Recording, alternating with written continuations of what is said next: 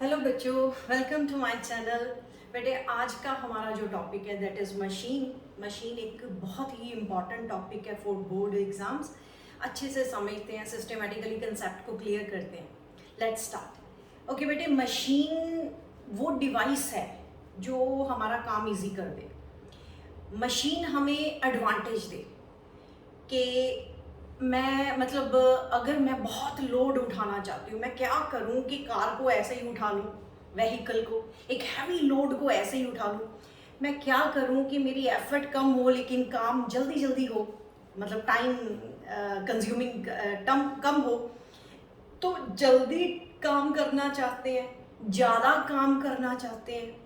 और मशीन एक ये भी टाइप की होती है, जैसे मान लो कि मैं चाहती हूँ कि मेरी अपनी मनपसंद की डायरेक्शन हो मशीन काम करने का, मेरी अपनी पसंद की डायरेक्शन में मैं फोर्स लगाऊं, मेरे अपने पसंद की पॉइंट हो वहाँ पे मैं फोर्स लगाऊं। तो ये सब काम हमारे इजी कौन करवाता है? मशीन। मतलब मशीन इज अ डिवाइस जो हमें फोर्स मल्टीप्लायर देता है। जैसे मैं 10 न्यूटन की फोर्स लगाऊं लेकिन काम हो जाए 1000 न्यूटन का, हो जाएगा। मशीन यूज करेंगे, हो जाएगा। मैं 5 सेकंड का काम करूं लेकिन मेरा 50 सेकंड में सेकंड वाला काम हो जाए, मतलब 50 सेकंड वाला काम मेरा 5 सेकंड में हो जाए, मतलब जल्दी जल्दी हो जाए। अगर आप चाहते हो कि आपका ज़्यादा काम, जल्दी काम और आपके कन्वीनियंट पॉइंट पे और कन्वीनियंट डायरेक्शन में हो जाए, तो उसके लिए बेटे आपको यूज़ करनी पड़ेगी मशीन। ये मशीन 3 कैटेगरीज में हम डिवाइड कर देते हैं। वैसे तो कुछ बुक्स जो हैं 4 कैटेगरी में डिवाइड कर देती है, लेकिन चौथी जो कैटेगरी है वो धक्के से बनाई हुई है। तो हम लोग क्या करेंगे, 3 कैटेगरीज में डिवाइड करते हैं फोर्स को, सॉरी मशीन को। तो force multiplier, speed multiplier and change the direction of effort at convenient point in convenient direction. One by one करके हम पॉइंट क्लियर करेंगे। जैसे फॉर एग्जांपल फोर्स मल्टीप्लायर की बात, मैं चाहती हूँ कि मैं सिर्फ 10 न्यूटन की फोर्स लगाऊं और मेरा काम हो जाए 1000 न्यूटन का। तो क्या करेंगे, फोर्स मल्टीप्लाई करेंगे। कैसे मल्टीप्लाई करें, ये मशीन का काम है। जैसे हनुमान जी ने क्या करा था, इतना बड़ा पहाड़, वो संजीवनी बूटी लेने गए थे तो इतना बड़ा पहाड़, इतना बड़ा लोड उठा के ले आए थे। मतलब इतना हैवी लोड को थोड़ी फोर्स लगाएं और काम हो जाए। तो इसकी एक बहुत अच्छी एग्जाम्पल है। क्या एग्जाम्पल है बेटे, जैसे मान लो व्हीकल है, कार। तो कार को मैं चाहती हूँ कि ऐसे ही उठा लूँ, तो ऐसे तो हो नहीं सकता, इतनी पावर तो मेरे में नहीं है। तो मैं चाहती हूँ कि मेरी जो पावर है 100 टाइम्स बढ़ जाए, तो मशीन हम यूज कर लेंगे। तो जैक, जैक जो होता है आप लोगों को सबको पता होगा, जैक क्या होता है। जैक हम व्हीकल के नीचे लगा देते हैं, धीरे धीरे उसको पैर से ऐसे ऐसे प्रेस करते हैं, तो उससे क्या होता है, व्हीकल ऊपर उठना शुरू हो जाता है। तो मेरी जो फोर्स है, मैं जो फोर्स लगा रही हूँ वो मेरी 100 टाइम्स बढ़ के, वो जैक क्या कर रहा है, 100 टाइम्स बढ़ा के मुझे एफर्ट से 100 टाइम बढ़ा के दे रहा है। तो मतलब लोड 100 न्यूटन का और फोर्स मैंने लगाई सिर्फ 10 न्यूटन की, तो क्या हुआ, ये फोर्स मल्टीप्लायर हुआ, फोर्स मल्टीप्लायर। तो ये सबसे बेस्ट और इजी एग्जांपल जैक वाली है, जो व्हीकल को उठा लेता है। हम एफर्ट धीरे धीरे लगाते हैं, थोड़ी एफर्ट लगाते हैं लेकिन काम ज्यादा हो जाता है। वो हनुमान जी वाली एग्जांपल भी फिट बैठती है यहाँ पे। हनुमान जी ने पहाड़ उठा लिया था, इतना बड़ा पहाड़। ये फोर्स मल्टीप्लायर। सेकेंड है बेटे स्पीड मल्टीप्लायर। हम क्या करें कि हमारा काम जल्दी जल्दी जल्दी हो जाए, थोड़े टाइम में बहुत बड़ा काम कर ले। तो इसमें स्पीड मल्टीप्लायर में लोड का कोई लोचा नहीं होता। लोड नहीं, लोड को मतलब लगाने के लिए ज़रूरत नहीं, एफर्ट लगाने की ज़रूरत नहीं होती। जैसे फॉर एग्जांपल इसकी बड़ी इजी सी एग्जांपल एक देती हूँ मैं, सीजर वाली।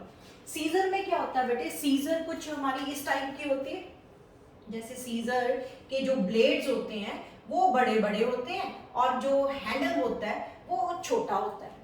ये ब्लेड है और ये हैंडल है। आप क्या करते हो, इसको आप ऐसे एफर्ट लगाते हो, एफर्ट आप यहाँ पे लगाते हो, एफर्ट आप सिर्फ इतना चला रहे हो एफर्ट, लेकिन जो ये ब्लेड्स हैं वो बहुत बड़ा बड़ा काम कर रहे हैं। तो जल्दी आपने सीजर से क्या करना है बेटे, आप कपड़ा काट रहे हो, पेपर काट रहे हो, तो पेपर काटने में या क्लॉथ काटने में हमें फोर्स मल्टीप्लाई नहीं करनी, हमने जल्दी जल्दी काटना है ना, जल्दी काटना और राइट डायरेक्शन में काटना है। तो उसके लिए हमें फोर्स मल्टीप्लायर की जरूरत नहीं है, स्पीड मल्टीप्लायर की जरूरत है, मतलब जल्दी से काम हो जाए।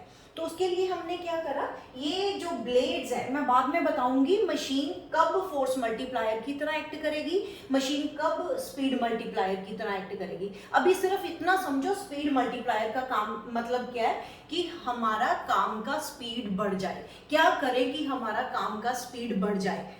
तो उसके लिए ये एक बड़ी अच्छी सी एग्जांपल है। अगर आप ब्लेड, जितने लंबे ब्लेड होंगे उसके सीजर के, ये इतना इतना ऐसे ऐसे काट रहा है, तो आप सिर्फ एफर्ट इतनी लगा रहे हो लेकिन वर्क लोड जो हो रहा है वो बड़ा काम कर रहा है। तो इस by using this type of machine we can increase the speed of our work.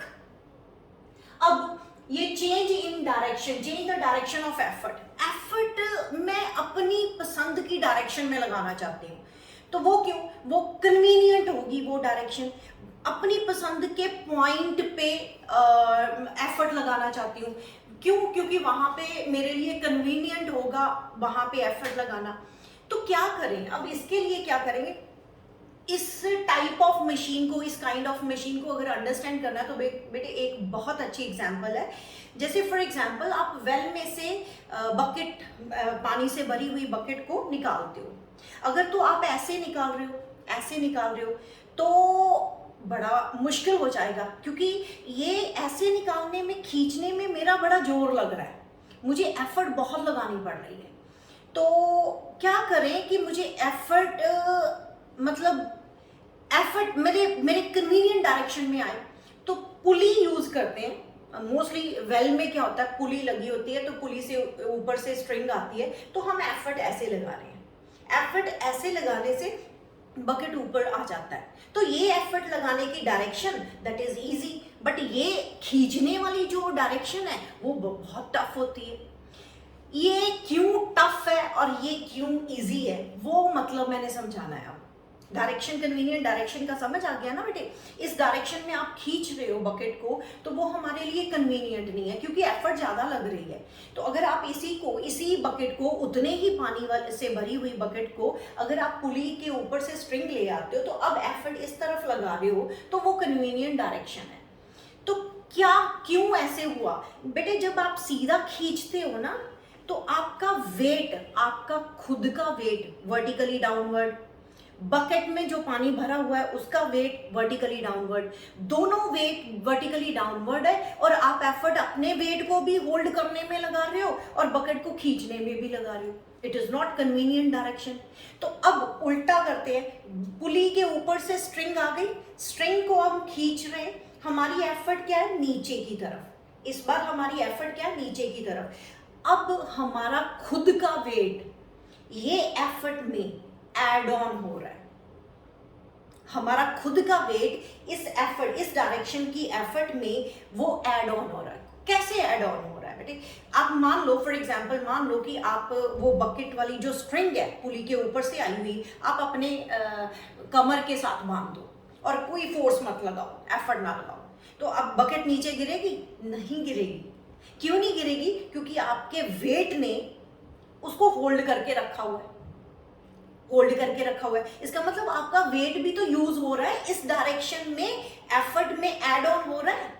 तो अगर अपने वेट का बेनिफिट उठाना चाहते हो तो you have to change the direction of the effort. यहां पे करोगे तो आपका वेट अगेंस्ट जा रहा है, एफर्ट ऊपर, आपका वेट नीचे। लेकिन इस तरफ डायरेक्शन ऐसे खींचोगे पुली के ऊपर से घुमा के, तो वो आपका वेट एफर्ट को कन्वीनियंट डायरेक्शन में लग रहा है, एफर्ट भी इस तरफ और वेट भी आपका इस तरफ, तो आपका वेट भी उसको खींचने में हेल्पफुल हो रहा है, एफर्ट हमारी इजी हो जाएगी। तो that is called the convenient direction of the effort. मतलब एफर्ट हम अपने कन्वीनियंट डायरेक्शन में लगाना चाहते हैं, तो उसके लिए हमने कौन सी मशीन यूज करी? पुली यूज करी। ठीक है, 3 कैटेगरीज हो गई। एक फोर्स मल्टीप्लायर, फोर्स बढ़ा के दे, स्पीड मल्टीप्लायर, जल्दी जल्दी काम करवा दे, change in direction in the convenient, change the direction of effort, effort हम अपने ही कन्वीनियंट डायरेक्शन में लगाना चाहते हैं, तो वो आपको मशीन अलग से यूज करनी पड़ेगी। ठीक है बेटे। और ये थ्री कैटेगरीज है। ये तीनों कैटेगरीज को मैंने वन बाय वन एग्जाम्पल से आप लोगों को एक्सप्लेन करा। अब बेटे ये तीन कैटेगरी की जो मशीन्स हैं, इनको समझने के लिए हमारे पास 7 टर्म्स हैं। उन टर्म्स को वन बाय वन करके, बड़ी इजी टर्म्स है, उन टर्म्स को हम वन बाय वन करके अंडरस्टैंड करते हैं। सबसे पहली टर्म होती है बेटे लोड। लोड, ये लोड क्या है? लोड जिसको हमने उठाना है, जिसको हमने उठाना है, ठीक है बेटे। लोड क्या हुआ? The resistive force, resistive force, तो जिसपे हमने काम करना है। तो दूसरी टर्म है एफर्ट। दूसरी term effort, force applied by the machine. Effort क्या है? Force applied by the machine, ठीक है। लोड क्या है? द रेजिस्टिव फोर्स, जिसको हमने ओवरकम करना है with the help of the machine. Effort क्या है? Force applied by the machine. और तीसरी चीज क्या है? Third term mechanical advantage.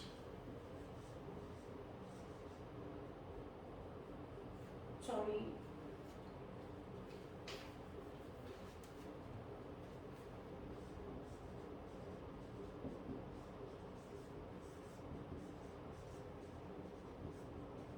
Mechanical advantage. Mechanical advantage बहुत ही इंपॉर्टेंट टर्म है जिसको हमने यूज करना है। मतलब मशीन का एडवांटेज क्या है? मशीन हमें एडवांटेज इस कैटेगरी में दे रहा है, इस कैटेगरी में दे रहा है, उस कैटेगरी में दे रहा है, वो मैकेनिकल एडवांटेज से हमें पता चलेगा। और मैकेनिकल एडवांटेज होता किसके इक्वल है? Load upon effort. Load upon effort, ठीक है बेटे। Mechanical advantage is the third term. And fourth term है velocity ratio.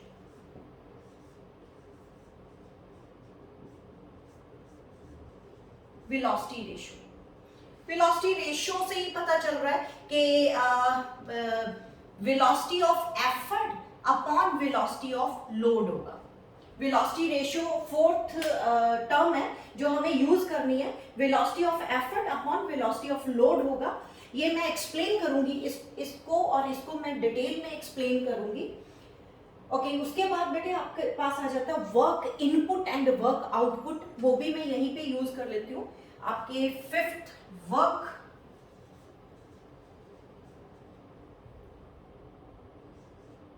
Output.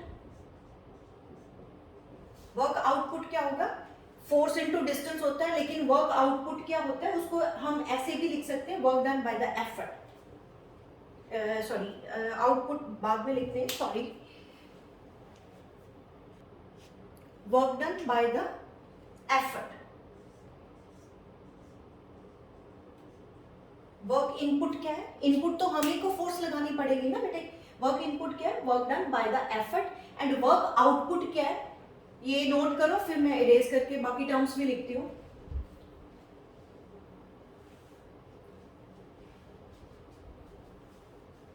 Okay, load हुआ रेजिस्टिव फोर्स, एफर्ट हुआ जो फोर्स हमें अप्लाइड बाय मशीन होगा। मैकेनिकल एडवांटेज मतलब मशीन की एडवांटेज क्या है? लोड अपॉन एफर्ट के बराबर होती है। वेलोसिटी रेशियो क्या है? Velocity of effort upon velocity of load. इस पॉइंट को बेटे नोट करना कि मैकेनिकल एडवांटेज में लोड ऊपर है और एफर्ट नीचे है, लेकिन वेलोसिटी रेशियो में वेलोसिटी ऑफ एफर्ट ऊपर है और वेलोसिटी ऑफ लोड नीचे है। वो क्या होता है डिटेल में मैं समझा दूंगी। जो पॉइंट नोट करने वाला वो अभी से नोट करो। यहाँ पे लोड ऊपर है और एफर्ट नीचे, यहाँ पे वेलोसिटी ऑफ एफर्ट ऊपर है, वेलोसिटी ऑफ लोड नीचे। वर्क इनपुट क्या है? Work done by the effort. And work output क्या है?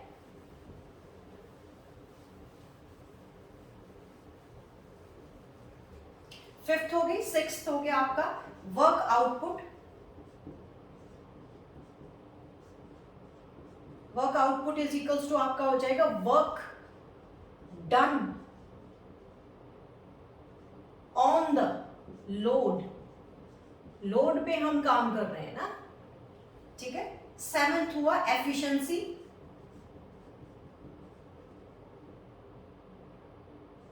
एफिशिएंसी ईटा के साथ डिनोट करते हैं, तो वो क्या होता है, work output upon work input,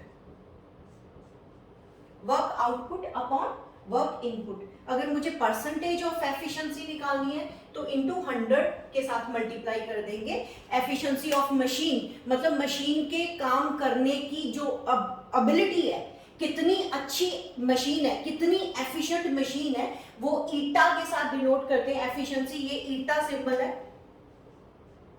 तो ये किसके इक्वल होता है, work output upon work input. Into 100 कर दोगे तो आपके पास परसेंटेज आ जाएगी उसकी एफिशिएंसी की।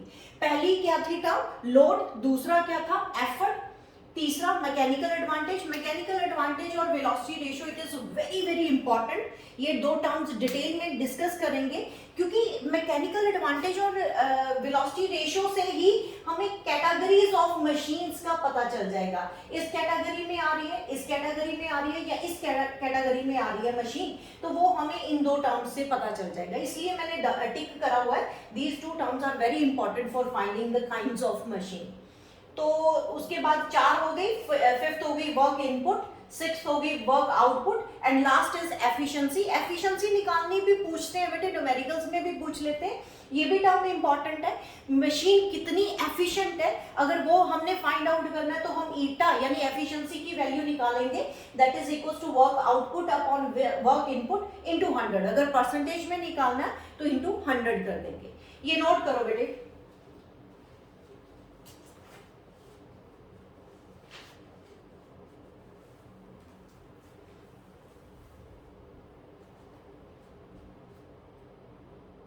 अब मैं करवाऊंगी kinds of machine, kinds of machine, sorry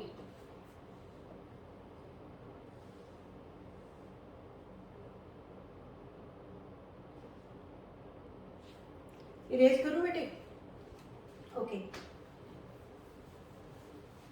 अब ये मैकेनिकल एडवांटेज का formula, load upon effort, and velocity ratio का जो फॉर्मूला है वो आपको याद रखना है। उसके बेस्ड हम फाइंड आउट कर लेंगे कि काइंड ऑफ मशीन कौन सी है, ठीक है। मैंने 2 फॉर्मूले जो आपको बताए, एक तो है पहले हम मैकेनिकल एडवांटेज का कर लेते हैं।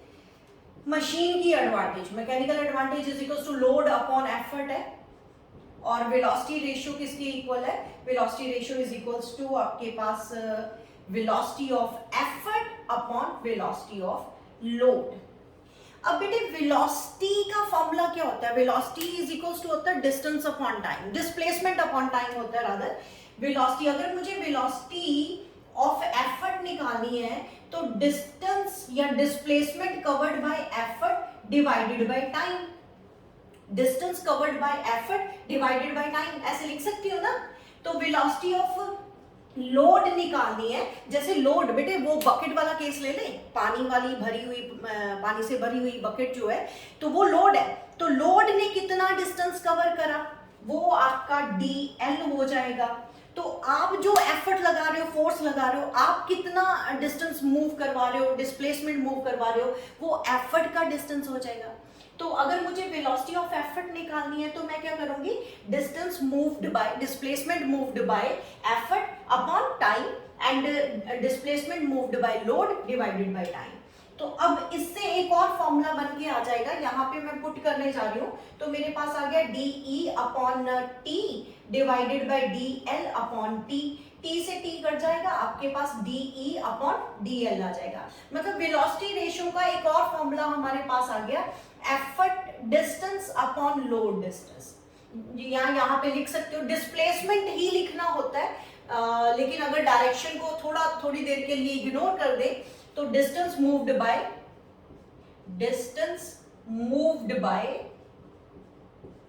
Effort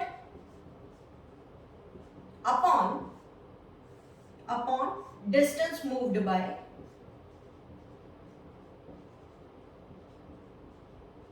load.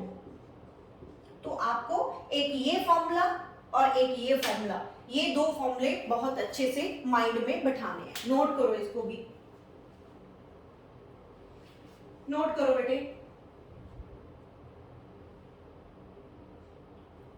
ठीक है। अब मैं बताने जा रही हूं कि मैकेनिकल एडवांटेज की वैल्यू या वेलोसिटी रेशो की वैल्यू क्या हो कि फोर्स मल्टीप्लायर की तरह एक्ट करे मशीन, या फिर क्या वैल्यू हो कि स्पीड मल्टीप्लायर की तरह एक्ट करे और change in direction of effort की तरह एक्ट करे। मशीन में मैकेनिकल एडवांटेज और वेलोसिटी रेशो पे वैल्यूज डिपेंड, इसकी वैल्यूज पे डिपेंड करता है मशीन की काइंड का। ओके करते हैं बेटे।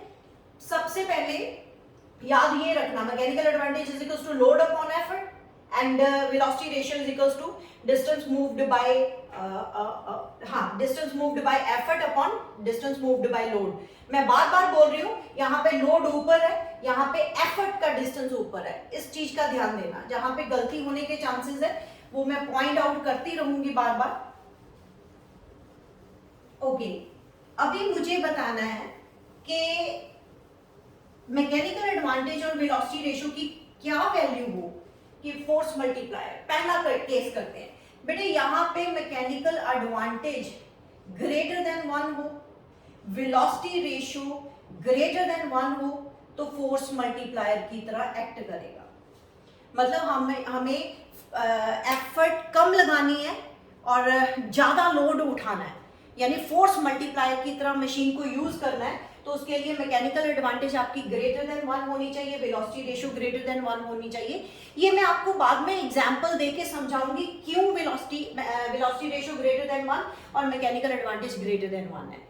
तो ये पहले ये माइंड में बैठाते हैं कि ऐसा होना चाहिए। और दूसरे केस में है स्पीड मल्टीप्लायर। स्पीड मल्टीप्लायर में हमें लोड की कोई जरूरत नहीं है, ये लेस देन 1 हो और वेलोसिटी रेशियो भी लेस देन 1 हो तो स्पीड मल्टीप्लायर होता है। एंड थर्ड केस में हमें ना तो लोड की चिंता है ना स्पीड की चिंता है, सिर्फ डायरेक्शन चेंज करने की मेन टास्क है, तो उसके केस में mechanical advantage is equals to 1 and velocity ratio is also equals to 1। ये माइंड में बैठा लो। आपको क्वेश्चन अगर शॉर्ट क्वेश्चन में आ भी जाए तो स्पीड मल्टीप्लायर की कंडीशन क्या है, फोर्स मल्टीप्लायर की कंडीशन क्या है and change in direction of the effort की कंडीशन क्या है। यहाँ पे दोनों ग्रेटर देन 1 होने चाहिए, यहाँ पे दोनों लेस देन 1 होने चाहिए, वहां पे दोनों इक्वल्स टू 1 होने चाहिए। नोट करो इसको, नोट करो बेटे। उसके बाद मैंने रिलेशन करवाना आपको mechanical advantage, velocity ratio and efficiency में। वो रिलेशन करते हैं, फिर हम आइडियल मशीन और एक्चुअल मशीन को कंपेयर करेंगे, 1 बाय 1 करते बेटे। ये अभी दिमाग में ये रख लो, मैं एक एक एग्जांपल लेके इनको एक्सप्लेन करूंगी भाई ऐसा क्यों हुआ कि मैकेनिकल एडवांटेज ग्रेटर देन 1 होने पे ही फोर्स मल्टीप्लायर क्यों हुआ, मैकेनिकल एडवांटेज लेस देन 1 होने पे ही स्पीड मल्टीप्लायर क्यों हुआ एंड इक्वल्स टू 1 होने पे चेंज इन डायरेक्शन क्यों हो रहा है, वो बाद में डिस्कस करते हैं। फिलहाल माइंड में आपने सिर्फ इनकी वैल्यूज को माइंड में रखो, तो देखो कि अगर ग्रेटर देन 1 है तो फोर्स मल्टीप्लायर, लेस देन 1 है तो स्पीड मल्टीप्लायर, इक्वल्स टू 1 है तो change the direction of effort होगा। ठीक है बेटे। ओके अब हमारा रिलेशन होगा जो बोर्ड में एग्जाम आता है, सॉरी बोर्ड में क्वेश्चन आता है बेटे, ये वाला। What is that? Relation between mechanical advantage, velocity ratio and efficiency तो एक्चुअली में हमारे पास जो रिलेशन है वो जो आना चाहिए, दैट इज एफिशिएंसी, मतलब eta is equals to mechanical advantage upon velocity ratio, इसके इक्वल हमने प्रूव करना है। To prove eta is equals to mechanical advantage upon velocity ratio, इसके बराबर हमने ये प्रूव करना है। ओके रिलेशन निकालते हैं बेटे। हमारे पास ईटा की डेफिनेशन होती है, eta is equals to work output upon work input. ये 7 टर्म की लास्ट 7th टर्म जो थी वो मैंने ईटा बताई थी, work output upon work input. Output क्या है, मतलब लोड को उठाना है, लोड पे आप काम कर रहे हो, work done on the load, work done by the effort या मशीन। तो आपने यहां पे वर्क बेटे क्या होता है, फोर्स इनटू डिस्प्लेसमेंट। अब लोड आउटपुट जो है वो लोड होता है, तो फोर्स ऑन लोड, लोड पे आपने कितनी फोर्स लगाई, divided by displacement moved by displacement of load divided by, तो इनपुट, इनपुट मतलब आप क्या कर रहे हो, इनपुट क्या डाल रहे हो, आप एफर्ट लगा रहे हो, तो लो force of effort by effort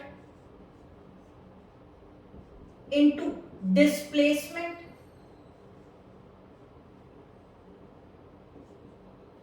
of effort, effort arm बोल देंगे इसको बाद में, डिस्प्लेसमेंट ऑफ एफर्ट। तो हमारे पास क्या आ गया, वर्क डन का फॉर्मूला होता है फोर्स इनटू डिस्टेंस या force into displacement, sorry, force of output के केस में आप लोड यूज करते हो, इनपुट के केस में आप एफर्ट यूज करते हो। तो लोड आपका force on load into displacement of load divided by force by effort into displacement of effort, तो ये आपका रिलेशन बनता है। तो अब फोर्स कौन सी, बेटे फोर्स तो आपकी लोड की फोर्स L मानी हुई है और एफर्ट आप लगा रहे हो E, है ना, फोर्स मतलब लोड का वेट ही होता है, तो वो मैं L मान रही हूं, लोड अपॉन ये लोड हो गया, ये एफर्ट होगी, एफर्ट की फोर्स, ये जो चीज है इसको मैं क्या मान रही हूं L, और ये क्या चीज है, ये मैं फोर्स लगा रही हूं कितनी E, तो इसकी जगह मैंने L रख दिया, इसकी जगह मैंने E रख दिया, तो डिस्टेंस मूव्ड बाय लोड यानी dl divided by distance moved by effort यानी de। लेकिन मुझे क्या करना है, efficiency is equals to load upon effort लिख के डिवाइडेड बाय, ये लोड को नीचे लेके आओ बेटे यहाँ पे, इनटू de अपॉन, ये ऊपर चाहे लिख लो, थोड़ा कन्वीनियंटली लिख लेते हैं, L अपॉन E कर दो, ये लोड अपॉन एफर्ट ऊपर लिख दिया मैंने, एंड इसको नीचे लेके आ रही हो तो DE अपॉन DL कर दिया। तो आप लोगों को पता लोड अपॉन एफर्ट क्या होता है, मैकेनिकल एडवांटेज, और distance moved by effort divided by distance moved by load, वो क्या होता है, वेलोसिटी रेशियो। तो प्रूफ हो गया बेटा, eta is equals to mechanical advantage upon velocity ratio. It is very important topic, it is very important relation जो हमें बोर्ड के एग्जाम में पूछा जाता है, नोट करो इसको, अरे आप जल्दी से नोट करो।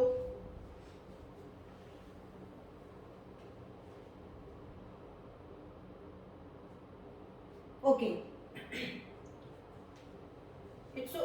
इसको ना बेटे वेरी इंपॉर्टेंट लिख लेना, ठीक है बेटे। ओके, नेक्स्ट करते हैं। अब मुझे आइडियल मशीन और एक्चुअल मशीन में डिफरेंस बताना है, कि आपको पता होना चाहिए, आइडियल मशीन कोई नहीं होती वैसे, देखा जाए ना, आइडियल कुछ भी नहीं है बेटे, कुछ ना कुछ रीजंस बन जाते हैं जिसके कारण जितनी हम आउटपुट चाहते हैं उतनी आउटपुट आती नहीं है। इनपुट हम अगर 100% डाल रहे हैं तो आउटपुट 100% कभी भी नहीं आती, कोई भी मशीन 100% एक्यूरेट नहीं होती, किसी भी मशीन की एफिशिएंसी 100% नहीं होती। तो आइडियल मशीन और एक्चुअल मशीन जो प्रैक्टिकली हम यूज करते हैं मशीन, इनमें डिफरेंस बताती हूँ, और लॉस क्यों होता है, किन रीजंस के कारण यहाँ पे लॉस हो जाएगा, वो मैं बताती हूँ आपको। Okay, difference between ideal machine and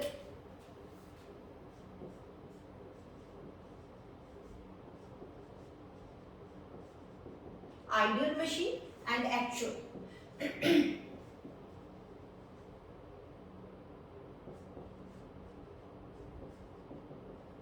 सबसे पहली बात आइडियल मशीन और एक्चुअल मशीन में ये है कि यहाँ पे आइडियल में हम मान के चलते, मान के क्या, आइडियल तभी तो बोला, no loss of energy, no loss of energy, ये पहला पॉइंट, कोई भी लॉस नहीं होता। सेकेंड पॉइंट, हमारा जितना आउटपुट वर्क होता है, आउटपुट वर्क या आउटपुट एनर्जी, वर्क लिख लो, is equals to input work होगा, जितना हमने काम करा उतनी आउटपुट मिल रही है, output work is equals to input work होगा। थर्ड, एफिशिएंसी हमेशा इक्वल्स टू 1 होगी, एफिशिएंसी हमेशा इक्वल्स टू 1 होगी, या फिर हम बोलेंगे और 100% होगी, 100%। फोर्थ, अगर एफिशिएंसी इक्वल्स टू 1 है तो एफिशिएंसी का तो अभी रिलेशन हमने करा mechanical advantage upon velocity ratio, मतलब efficiency is equals to mechanical advantage upon velocity ratio है विच इज इक्वल्स टू 1, तो इसके हिसाब से बेटे mechanical advantage is equals to velocity ratio होगी एवरी टाइम, एवरी टाइम ये होगा। ठीक है, तो आइडियल मशीन में एक तो कोई लॉस ऑफ एनर्जी नहीं होता, दूसरा पॉइंट जितना आपका इनपुट है उतना ही आउटपुट होगा, तीसरा पॉइंट ईटा यानी एफिशिएंसी हमेशा 1 की इक्वल होगी यानी 100% होगी, and fourth point mechanical advantage is equals to velocity ratio होगा, इट इज ऑलवेज।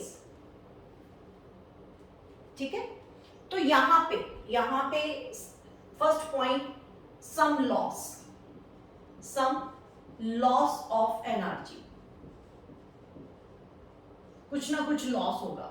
वो लॉस किसके कारण होता है? एक तो फ्रिक्शन के कारण होता है। मशीन को ऑयलिंग करनी पड़ती है ना, ऑयल देना पड़ता है या ग्रीस लगानी पड़ती है, तो वो हम क्या कर रहे होते हैं टू रिड्यूस द फ्रिक्शन। तो फ्रिक्शन, अगर कोई भी पार्ट मशीन का ऐसे अटैच्ड विद ईच अदर है तो वहां पे फ्रिक्शन आएगा, तो फ्रिक्शन को ओवरकम करने में हमारी एफर्ट्स थोड़ी सी वेस्ट हो जाती है, तो वहां पे सम लॉस ऑफ एनर्जी होगा। ठीक है, एक तो ये पॉइंट होता है, एक पॉइंट होता है बेटे कोई भी स्ट्रिंग है या कुछ भी स्ट्रिंग्स यूज करते हो मशीन में तो वो परफेक्टली इलास्टिक नहीं होती। पॉइंट्स नोट कर लेना ये वाले कि एक तो due to friction some loss, एक तो पॉइंट हुआ due to friction.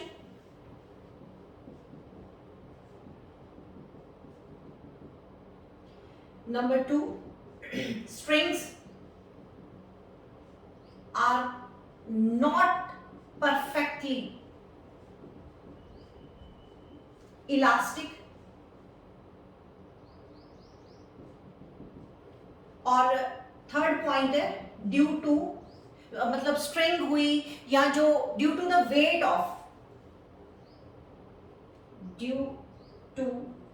The weight of parts of machine और स्ट्रिंग। ये 3 रीजन बन जाते हैं बेटे, क्योंकि हमें काम लेना था मशीन से, मैकेनिकल एडवांटेज लेनी थी, मशीन की एडवांटेज लेनी थी, लेकिन मशीन आइडियल नहीं होती, हर मशीन आइडियल नहीं होती, तो उसमें सम लॉसेस हो जाते हैं। वो लॉसेस किस टर्म में हुए? एक तो फ्रिक्शन को ओवरकम करने में हमारी एफर्ट कुछ ज्यादा लग गई, एक स्ट्रिंग्स आर नॉट परफेक्टली, जो जिन मशीन्स में स्ट्रिंग आती है जैसे पुली है, पुली में जो स्ट्रिंग आप यूज कर रहे हो तो उसका खुद का वेट भी होगा, वो परफेक्टली इलास्टिक नहीं होती, जितना मर्जी हम कह लें कि परफेक्टली इलास्टिक है लेकिन नहीं होती, कुछ ना कुछ कमी रह जाती है, तो उसके कारण भी कुछ लॉस हो जाता है, ये some loss of energy. And last में मशीन के जो अपने खुद के पार्ट होते हैं जैसे स्ट्रिंग हुई या कुछ भी मशीन में जो पार्ट्स यूज करे होते हैं तो उनका खुद का वेट भी होता है, तो खुद का वेट जो है उसको भी हम ओवरकम करवा रहे हैं, तो उसमें भी हमारा कुछ एफर्ट लग जाता है, तो वहां पे भी लॉस इन एनर्जी हो जाती है। तो पहला पॉइंट, एक्चुअल मशीन जो प्रैक्टिकल मशीन्स होती हैं वहां पे कुछ ना कुछ लॉस पक्का है, 101% लॉस होता है, और इसीलिए हम बोलते हैं सेकंड पॉइंट यहाँ पे जो बनाया था output work is equal to input work, output work हमारा हमेशा ही लेस देन होगा। आउटपुट हमें इतनी कभी नहीं मिलती जितनी हम इनपुट लगा रहे हैं। और तीसरा पॉइंट, एफिशिएंसी हमेशा ही लेस देन 1 होगी, यानी लेस देन 100% होगी, तो कभी भी 100% मशीन एक्यूरेट नहीं होती, एंड इस हिसाब से तो मैकेनिकल एडवांटेज जो है अपॉन वेलोसिटी रेशियो वो भी लेस देन 1 होगा। अगर ये लेस देन 1 है तो this implies that mechanical advantage हमेशा ही लेस देन वेलोसिटी रेशियो होगा। ये पॉइंट आपको नोट करने हैं, नोट करो बेटे, इसको भी पॉइंट्स बना लो ये सारे।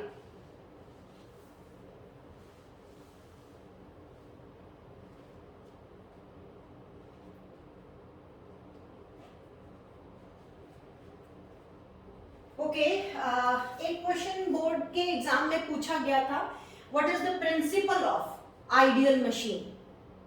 What is the principle of ideal machine, ये रही आइडियल मशीन। आइडियल मशीन में उसने पूछा what is the principle of ideal machine. आप बोलोगे या तो mechanical advantage is equals to velocity ratio बोल दो, या output work is equals to input work. This is the principle of ideal machine. कई बार वो पूछ लेते हैं what is the relation between mechanical advantage and velocity ratio for ideal machine और फॉर एक्चुअल मशीन। तो वो आइडियल मशीन में इक्वल होता है, लेकिन एक्चुअल मशीन में मैकेनिकल एडवांटेज हमेशा ही लेस देन वेलोसिटी रेशियो होगा। ये पॉइंट नोट करने वाले हैं बेटे, नोट करो इनको, एक वो नोट कर लो please. Principle of ideal machine, what is the principle of ideal machine, वो आप नोट कर लो। Mechanical advantage is equals to velocity ratio. Mechanical advantage is equals to velocity ratio, note करो इसको। ओके बेटे, अब हम करते हैं स्टार्ट लीवर्स। मशीन की कैटेगरीज हमने करी, अब लीवर्स क्या होते हैं। लीवर्स की क्लास करवाऊंगी मैं, लीवर की क्लास 1, क्लास 2, क्लास 3, तीनों क्लासेस की एग्जांपल्स 1 बाय 1 एग्जांपल्स करके तो उस कंसेप्ट को अंडरस्टैंड करते हैं।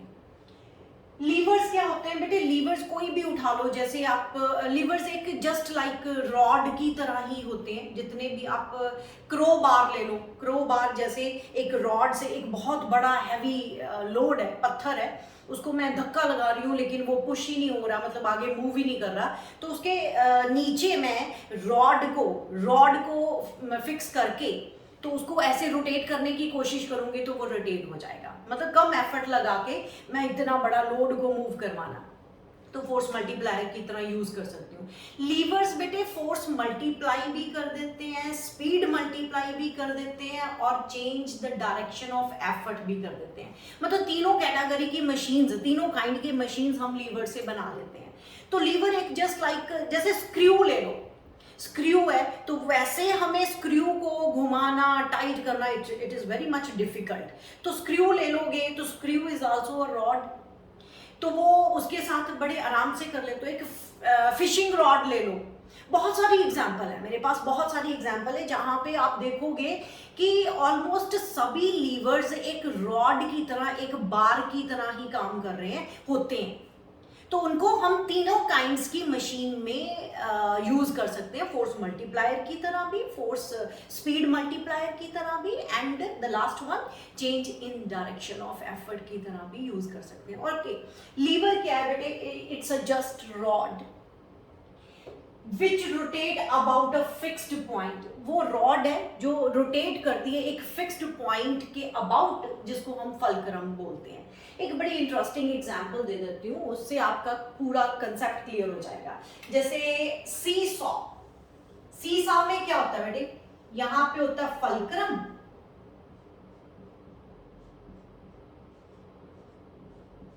दिस इज फल्क्रम, सीसा झूला जो आप लोग झूलते रहे हो छोटे होते। तो यहाँ पे कोई पर्सन बैठा देते हैं, मान लो यहाँ पे गर्ल है और यहाँ पे बॉय। तो आप लोग मोस्टली ये फिर सीसा क्या हुआ, एक रॉड की तरह ही हुई है।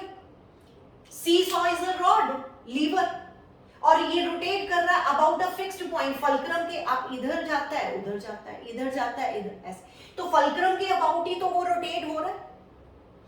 तो ये आपका एक, ये मान लो अभी मुझे नहीं पता कि यहाँ पे लोड कौन है, ये बॉय लोड है या गर्ल लोड है, एफर्ट कौन लगा रहा है वो भी मैं बताती हूँ। किसी टाइम पे गर्ल एफर्ट लगा रही है और बॉय एज अ लोड है, किसी टाइम पे बॉय एफर्ट लगा रहा है और गर्ल एज अ लोड है, वो भी केस हम डिस्कस कर लेते हैं। लेकिन यहाँ पे क्या हो रहा है, ये लीवर है जो कि रॉड है, जहां पे जैसे यहां से मान लो ये लोड है और ये एफर्ट है, तो फल्क्रम से लोड का जो डिस्टेंस होगा that is called the load arm, this is load arm, and जो फल्क्रम से एफर्ट का जो डिस्टेंस होगा that is effort arm, effort arm, ठीक है। क्या यूज करा बेटे टर्म, मैंने 4 टर्म तो यूज कर लिए, एक लोड, एक एफर्ट, एक लोड आर्म। लोड का फलक्रम से जो डिस्टेंस है that is called the load arm, and effort का जो फलक्रम से डिस्टेंस है that is called the effort arm. अब हमें कैसे पता चलेगा कौन लोड है कौन एफर्ट है? तीनों केसेस कर लेते हैं। मान लो ये इस पोजीशन पे आपका सीसा है, मतलब गर्ल ऊपर है और बॉय नीचे है, ये बॉय एंड ये गर्ल। तो क्या कर रहा है, बॉय ने एफर्ट लगा के, ये एफर्ट लगा रहा है, लोड ऑफ द मतलब वेट ऑफ द गर्ल को उठाया, यानी ये लोड है।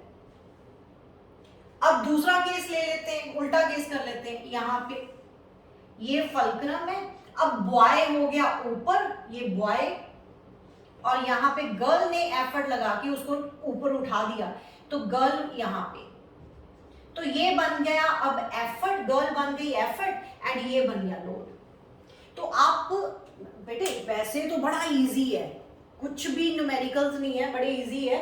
लोड आर्म का डिस्टेंस पता चल जाएगा, एफर्ट आर्म का पता चल जाएगा। अगर थोड़ा सा उसने कंफ्यूज करने की कोशिश करी एग्जाम ने, इस पोजीशन में पूछ लिया, तो आप एफर्ट आर्म और लोड आर्म कौन सी लोगे वो देखना पड़ेगा। वो आपको देखना पड़ेगा लोड कौन है और एफर्ट कौन है इस टाइम पे। इस एग्जाम्पल में, सीसा एग्जाम्पल में दोनों आर्म्स सेम होती है। आप लोगों ने झूला झूला होगा ये वाला, आपने ऑब्जर्व करा होगा, जितना डिस्टेंस फलक्रम का इस डायरेक्शन में होता है उतना ही इस तरफ होता है। तो मतलब लोड आर्म और एफर्ट आर्म इसमें एटलीस्ट इस झूले में, सीसा में इक्वल होता है, लेकिन हर मशीन में ये इक्वल नहीं होगा।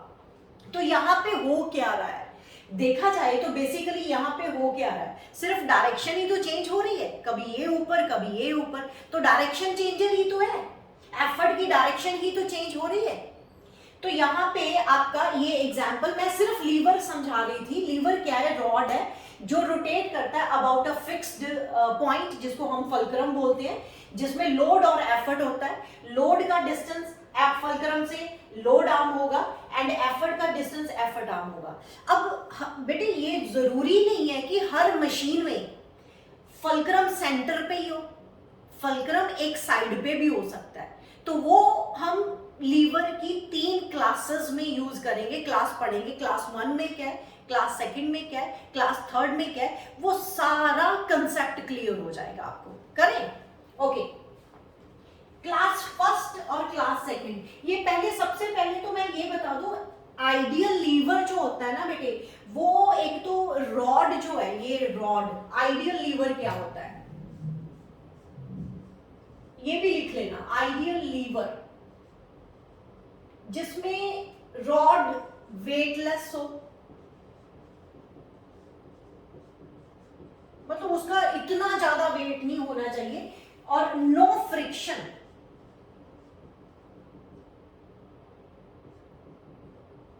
फ्रिक्शन नहीं होनी चाहिए। फ्रिक्शन किसमें, रॉड और फलक्रम में फ्रिक्शन नहीं होनी चाहिए। अगर पुली यूज कर रहे हैं, स्ट्रिंग और फलक्रम में नहीं होना चाहिए, तो फ्रिक्शन नहीं होनी चाहिए। ठीक है, नो फ्रिक्शन ऑन फलक्रम।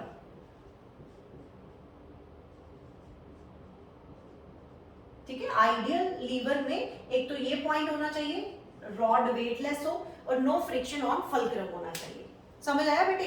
अभी मैंने सिर्फ आपका इंट्रोडक्शन करवाया लीवर के साथ। लीवर एक जस्ट लाइक अ रॉड होती है। आइडियल लीवर कौन सा होगा, जिसका रॉड का खुद का वेट ना हो और फ्रिक्शन, यहाँ पे फ्रिक्शन ना हो, फलक्रम पे, फलक्रम वाले पॉइंट पे फ्रिक्शन ना हो। और इसकी एक एग्जांपल मैंने सीसा वाली उठाई, जिसमें फलक्रम सेंटर पे है और लोड का फलक्रम से लोड आर्म एंड एफर्ट का एफर्ट आर्म डिस्टेंस होता है। तो ये हमें टर्म्स यूज करनी है, मुझे लोड आर्म और एफर्ट आर्म यूज करनी है, इसलिए मैं यहाँ पे बता रही हूँ। अब पॉइंट ये है कि क्या फलक्रम हर बार सेंटर पे ही होगा? नहीं होगा, वो फलक्रम एक साइड पे भी हो सकता है। तो वो हमें कैसे पता चलेगा कि साइड पे है या बीच में है? वो हम क्लासेस करेंगे, क्लास 1, क्लास 2, क्लास 3 लीवर की अब करते हैं। ठीक है बेटे, ये सब नोट कर लेना, अपने नोट्स बना लेना ये सारे।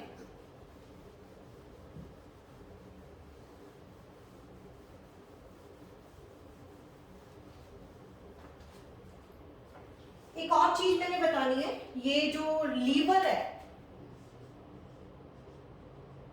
Works on the principle of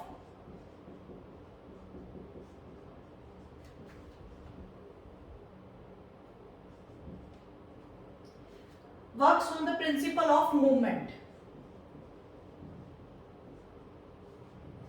ठीक है, ये भी नोट करो बेटे, वो पूछा गया है क्वेश्चन ये बोर्ड के एग्जाम में कि लीवर जो है किस प्रिंसिपल बेस्ड होता है, प्रिंसिपल ऑफ मूवमेंट, यानी clockwise movement is equals to anti clockwise movement. Clockwise movement is equals to anti clockwise movement. ये बड़ा इंपॉर्टेंट पॉइंट है बेटे। मूवमेंट आपने फर्स्ट चैप्टर में पढ़ चुके हो। मूवमेंट होता क्या है, फोर्स इनटू परपेंडिकुलर डिस्टेंस होता है। जैसे मान लो मेरे पास इसकी बड़ी अच्छी एग्जांपल है, दरवाजा खोलते हो आप, डोर खोलते हो हैंडल पे, तो हैंडल जो है हिंजेस से मैक्सिमम डिस्टेंस पे होता है हैंडल। ये मान लो डोर है ये, है ना, तो ये हिंजेस है जहां से फिक्स है डोर, तो हिंजेस से मैक्सिमम डिस्टेंस पे हैंडल लगा होता है, जिसको हम परपेंडिकुलरली पकड़ के बंद करते हैं या खोलते हैं, ओपन करते हैं, रोटेट करते हैं, है ना। तो मूवमेंट क्या होता है, फोर्स इनटू परपेंडिकुलर डिस्टेंस। तो यहाँ पे clockwise movement is equals to anti clockwise movement हो गया। तो जैसे सीसा का केस था बेटे, सीसा मैं फिर से बना देती हूँ। यहाँ पे लोड रखा, यहाँ पे एफर्ट रखा, यहाँ पे लोड आर्म है डी एल के साथ डिनोट करूंगी लोड आर्म को, यहाँ पे एफर्ट आर्म है डी ई के साथ डिनोट कर दूंगी। तो लोड क्या है, फोर्स, एफर्ट क्या है, force, force into perpendicular distance. तो ये आपका क्या हुआ, ये अब देखो आप, ये नीचे, अगर लोड नीचे जा रहा है तो ये आपका एंटी क्लॉकवाइज हुआ। अगर एफर्ट वो नीचे इस तरफ लगा रहा है तो एफर्ट इस तरफ हुआ, वो क्लॉकवाइज हुआ। तो कहने का मतलब अगर मैं यहां पे लगाऊं load into load arm is equals to effort into effort arm, यही हुआ ना बेटे। मूवमेंट क्या होता है, फोर्स इनटू परपेंडिकुलर डिस्टेंस। आप रोटेट किसके अबाउट कर रहे हो, इसके अबाउट, तो परपेंडिकुलर डिस्टेंस इसी के अबाउट लोगे ना। अगर लोड है, लोड नीचे लग रहा है, मतलब आप नीचे आ रहा है लोड, तो उसका load into distance between the load and fulcrum, and effort अगर नीचे इस तरफ लगा रहे हो, ये क्लॉकवाइज हुआ, ये सॉरी ये एंटी क्लॉकवाइज है, तो ये क्लॉकवाइज है, तो दोनों मोमेंट्स इक्वल कर दो, तो यहाँ पे ये आ रहा है। तो इससे मुझे एक और चीज मिलने जा रही है, ध्यान से देखना। यहां पे अगर मैं लिखूं लोड अपॉन एफर्ट, इधर मैंने एफर्ट ले गई, is equals to D E upon D L, D E upon D L. तो यहां पे लोड अपॉन एफर्ट तो बेटे मैकेनिकल एडवांटेज नहीं था, मैकेनिकल एडवांटेज था, तो मैकेनिकल एडवांटेज को हम D E upon D L की तरह यूज करेंगे यहाँ पे, जो कि वैसे वेलोसिटी रेशियो के इक्वल भी आया था। लेकिन फिलहाल फॉर टाइम बीइंग अगर वो पूछता है what is the law of lever, ये लॉ ऑफ लीवर है, law of lever. Law of lever क्या होता है, उसकी mechanical advantage effort arm upon load arm, effort का डिस्टेंस डिवाइडेड बाय लोड का डिस्टेंस। नोट करो, ये बहुत इंपॉर्टेंट पॉइंट है, जिससे मुझे अब सब कुछ समझाना इजी हो जाएगा कि ये मशीन फोर्स मल्टीप्लायर है, ये मशीन स्पीड मल्टीप्लायर है, या change in direction of effort है। वो सब पॉइंट इससे क्लियर होने जा रहे हैं, तो इसलिए इसको ध्यान से समझो क्या कह रही हूं मैं। Lever works on the principle of movement. Movement में क्या था, clockwise movement is equals to anti clockwise movement. तो क्लॉकवाइज मूवमेंट मेरा यहाँ पे इस तरफ, अभी के लिए मैंने एफर्ट इस तरफ लगाई हुई है, तो एफर्ट इस तरफ है, तो ये मेरा क्लॉकवाइज मूवमेंट हो रहा है। तो मूवमेंट का फॉर्मूला क्या होता है, फोर्स इनटू डिस्टेंस। तो फोर्स लगी ई एंड डिस्टेंस हुआ डी ई। तो ये इस तरफ लोड आ रहा है, तो load into D L, force into distance, load into DL कर दिया। तो मैंने क्या करा, लोड अपॉन एफर्ट, लोड के नीचे ई ले गई, लोड अपॉन एफर्ट, तो डीएल इसके नीचे आ गया, डीई अपॉन डीएल। तो लोड अपॉन एफर्ट तो मैकेनिकल एडवांटेज होता है, तो वो किसके इक्वल आ गया, डीई अपॉन डीएल। तो ये इसी को हम लॉ ऑफ लीवर भी बोलते हैं, नोट करो इसको।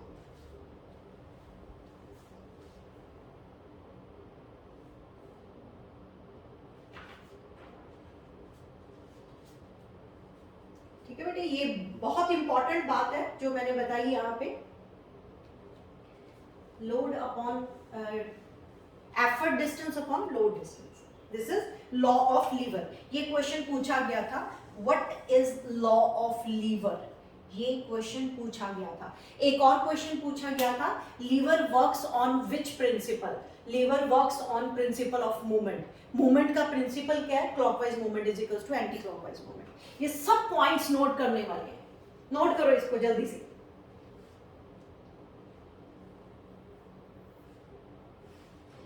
ओके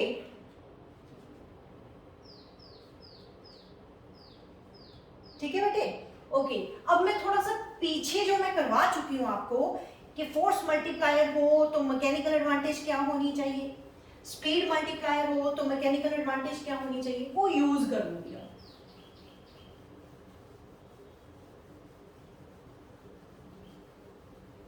हमने क्या पढ़ा है, मैं रिमाइंड करवा दूं आपको कि अगर मैकेनिकल एडवांटेज ग्रेटर देन 1 हो तो फोर्स मल्टीप्लायर होता है।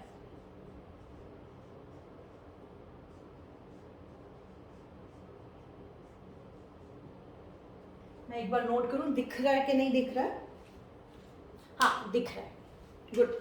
अगर मैकेनिकल एडवांटेज ग्रेटर देन 1 हो तो फोर्स मल्टीप्लायर, अगर मैकेनिकल एडवांटेज लेस देन 1 हो तो स्पीड मल्टीप्लायर, ये मैं आपको करवा चुकी हूं। और अगर mechanical advantage is equals to 1 हो तो change the direction of effort, effort की डायरेक्शन को चेंज करना हो तो मैकेनिकल एडवांटेज इक्वल्स टू 1 होना चाहिए। ये हम ऑलरेडी कर चुके हैं। अब मैं बताने जा रही हूं कि हम कैसे लीवर को फोर्स मल्टीप्लायर की तरह बना सकते हैं या स्पीड मल्टीप्लायर की तरह बना सकते हैं। तो कहने का मतलब lever can act as, levers can act as तीनों तीनों, फर्स्ट फोर्स मल्टीप्लायर,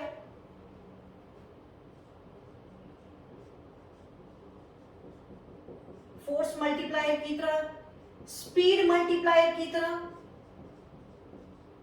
और तीसरा change the direction, change the direction of effort. इन तीनों की तरह लीवर्स को हम यूज कर सकते हैं।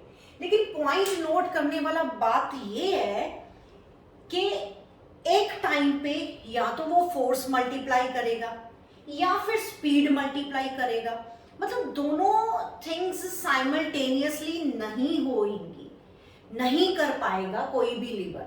तो या तो ये फोर्स मल्टीप्लायर की तरह एक्ट करेगा या स्पीड मल्टीप्लायर की तरह या चेंज इन डायरेक्शन, लेकिन तीनों इकट्ठे नहीं हो सकते या दो इकट्ठे नहीं हो सकते, ये पॉइंट नोट करना है।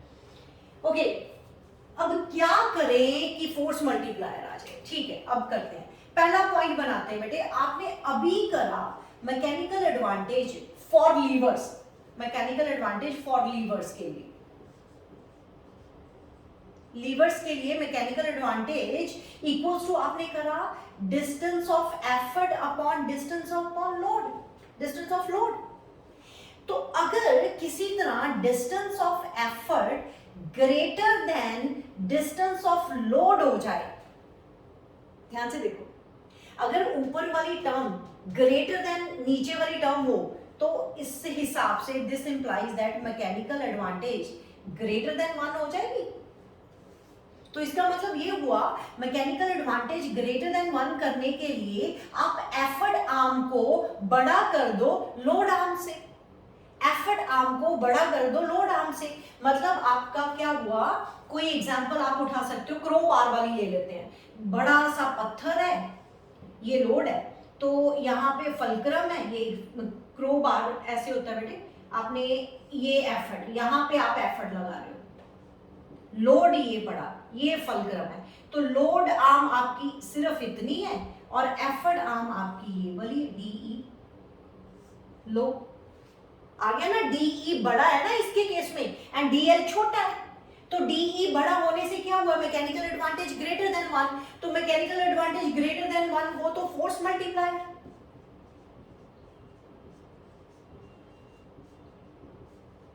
फोर्स मल्टीप्लायर की तरह एक्ट करेगा, ठीक है। ये क्रो बार था,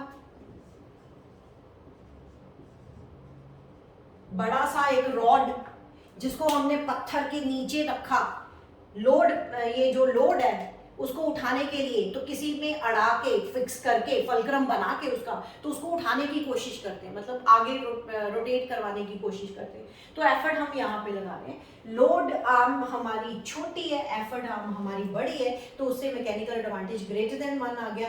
तो हमने इस तरह ये काम करके हमने मशीन को as a force multiplier use कर लिया, मशीन यानी लीवर को as a force multiplier use कर लिया। अब दूसरा केस भी कर लेते हैं, ये नोट करो बेटे, ये आपका पहला केस जिसमें हम लीवर को as a force multiplier use कर रहे हैं, as a force multiplier use कर रहे हैं। दूसरा केस,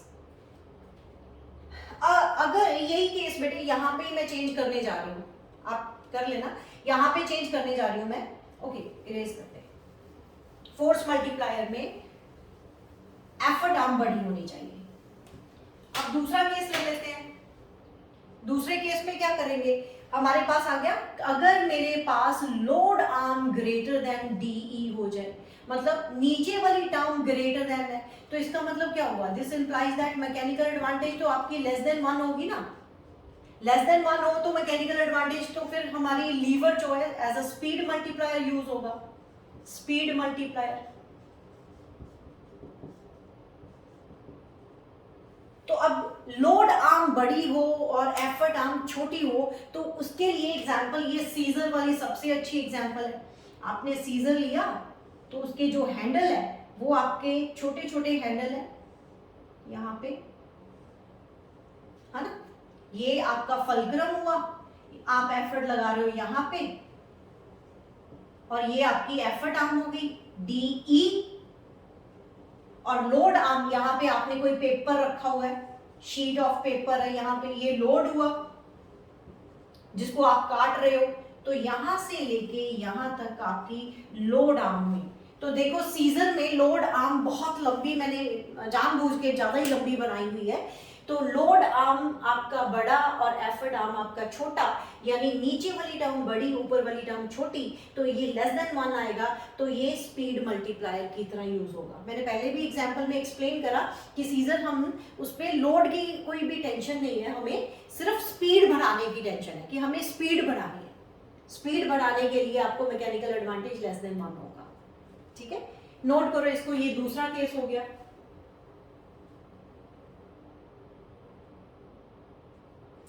अब सिर्फ डायरेक्शन चेंज करने का केस लेते हैं, तो उसके केस में अगर किसी तरह मेरा लोड आर्म और एफर्ट आर्म इक्वल आ जाए, लोड आर्म अगर DE is equals to DL आ जाए, दोनों इक्वल, तो मैकेनिकल एडवांटेज तो एक हो जाएगा ना, is equals to 1, mechanical advantage is equals to 1 आ जाएगा। तो मैकेनिकल एडवांटेज 1 मतलब change the direction of effort only, change the direction, change the direction of effort. तो ये तो बड़े सिंपल सी एग्जांपल, सीसा वाली, सीसा, लोड यहां पे, एफर्ट यहां पे, लोड एफर्ट, तो आप क्या कर रहे हो, यहां पे load arm is equals to effort arm होती है, इक्वल होती है ना, तो यहां पे तो मैकेनिकल एडवांटेज 1 है, तो मैकेनिकल एडवांटेज 1 है, तो आप क्या कर रहे हो, सिर्फ ये कभी ये नीचे कभी वो ऊपर, नीचे ऊपर, you are just changing the direction of effort. तो एफर्ट चेंज कर, डायरेक्शन ऑफ एफर्ट चेंज करना है, तो mechanical advantage is equal to 1 होनी चाहिए। तो अगर आप चाहते हो कि ये हो, चेंज इन एफर्ट ही हो, तो आपका लोड डिस्टेंस और एफर्ट डिस्टेंस इक्वल होना चाहिए।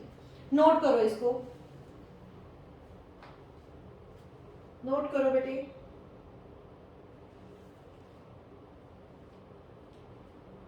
अब हम करते हैं types of lever, types of lever, जल्दी से टाइप्स ऑफ लीवर कर लेते हैं।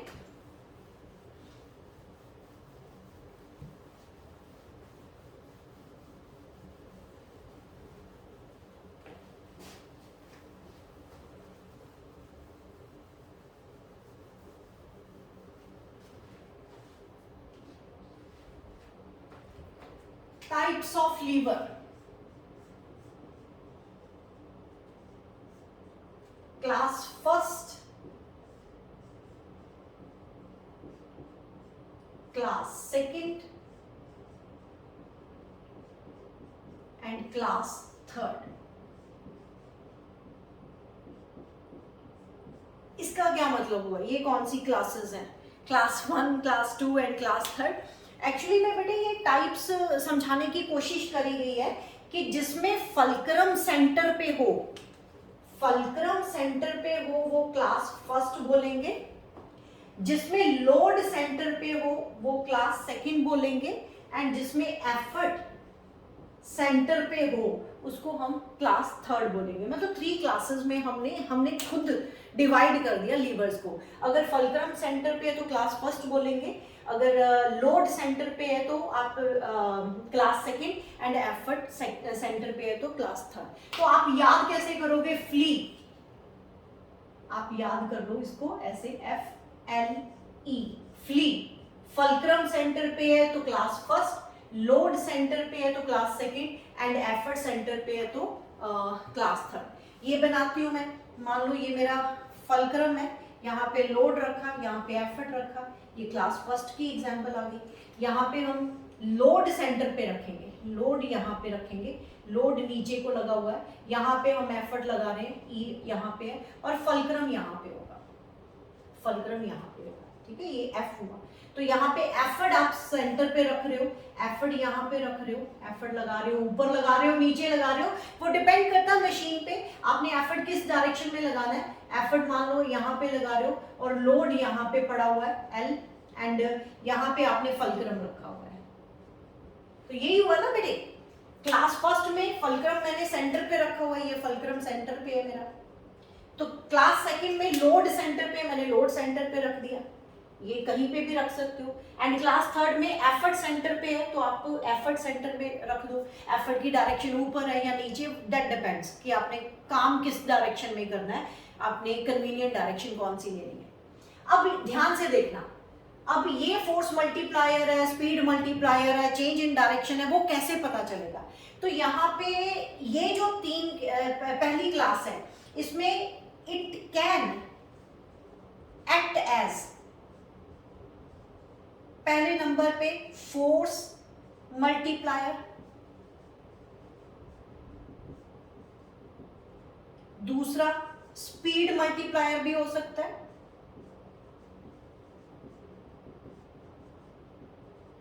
तीसरा change the direction of effort, change the direction of effort.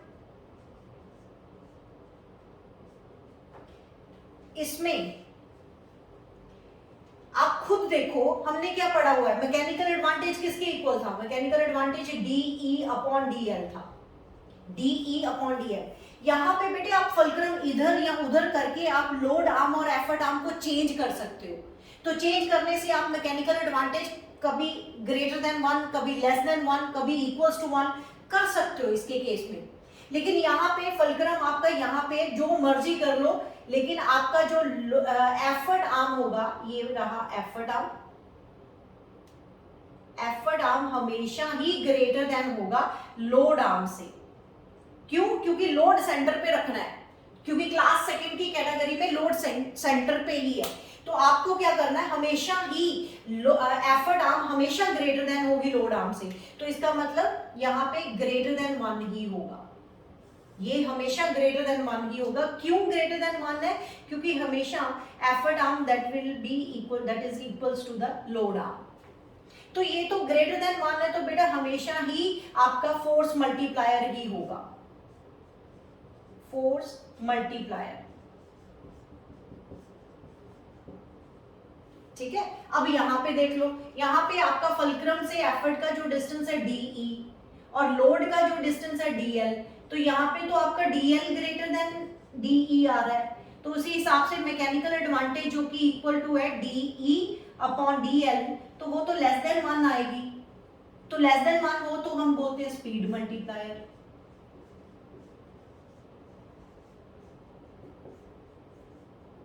Speed multiplier.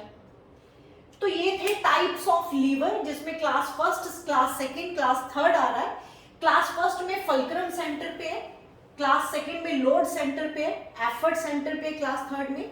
ये मैंने ड्रॉ करके समझाने की कोशिश करी। यहाँ पे फल्क्रम सेंटर पे रखा हुआ है, यहाँ पे लोड मैंने सेंटर पे रखा हुआ है, दिस इज लोड,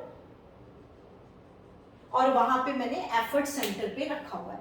तो यहाँ पे जो क्लास फर्स्ट वाले लीवर्स हैं वो तीनों तरह एक्ट कर सकते हैं, फोर्स मल्टीप्लायर भी, स्पीड मल्टीप्लायर भी, change the direction of effort. क्यों ऐसे? क्योंकि आप इधर उधर करके आप लोड आर्म और एफर्ट आर्म को एडजस्ट कर सकते हो, कम ज्यादा कर सकते हो। कहने का मतलब मैकेनिकल एडवांटेज आप चेंज कर सकते हो इसके केस में। तो यहाँ पे क्या है, लोड बीच में है, चाहे कुछ भी कर लो, लोड बीच में है तो फल्क्रम का डिस्टेंस लोड से हमेशा ही कम होगा और एफर्ट का ज्यादा होगा। That means mechanical advantage is always greater than 1 होगी। तो ये फोर्स मल्टीप्लायर की तरह ही यूज होते हैं ये क्लास 2 वाले लीवर्स। एंड क्लास थर्ड में आ जाओ, एफर्ट बीच में है, तो यहाँ पे एफर्ट आर्म जो होगी हमेशा ही छोटी होगी लोड आर्म से, तो ये हमेशा ही मैकेनिकल एडवांटेज लेस देन 1 होगी। तो हम लोगों ने पढ़ा हुआ है मैकेनिकल एडवांटेज लेस देन 1 हो तो स्पीड मल्टीप्लायर होता है। बेटे मेरा लेक्चर काफी लेंथी हो गया, इसको अंडरस्टैंड करना, अच्छे से पढ़ना। नेक्स्ट मैं सब क्लासेस की एग्जाम्पल्स लेके आऊंगी, क्योंकि क्वेश्चन बोर्ड में भी पूछा जाता है कि एग्जाम्पल ये है, जैसे क्रो बार की एग्जाम्पल आ जाती है, और पुली का केस में भी पूछा जाता है। बहुत सारी एग्जांपल्स हैं जो पूछ लेते हैं, जैसे नोडिंग ऑफ ह्यूमन बीइंग में भी हम यूज कर सकते हैं क्लास लीवर 1, लीवर 2, लीवर 3। तो वो बहुत सारी एग्जांपल है जिसमें पूछा जाता है कि ये फोर्स मल्टीप्लायर है या स्पीड मल्टीप्लायर है या change the direction of effort है, ये कौन सी क्लास है, फर्स्ट, सेकंड या थर्ड। कई बार वो पूछ लेते हैं यहाँ पे मैकेनिकल एडवांटेज ग्रेटर देन 1 है, लेस देन 1 है या इक्वल्स टू 1 है। तो ये बहुत सारे क्वेश्चन बन जाते हैं एग्जाम्पल बेस्ड इनके। तो वो मैं नेक्स्ट लेक्चर में लेके आती हूँ अच्छे से एग्जाम्पल, सारे लीवर्स की, सारी क्लासेस की जो एग्जाम्पल्स हैं डिस्कस करेंगे। जितने क्वेश्चंस बन सकते हैं बोर्ड के एग्जाम्स में आने के काबिल हैं जो क्वेश्चंस, वो करवाऊंगी। और तब तक पढ़ते रहो। Thank you very much. Notes अच्छे से बना लेना, क्योंकि ये नोट्स आपके लिए काफ़ी बेनिफिशियल रहेंगे। ओके, थैंक यू बेटे।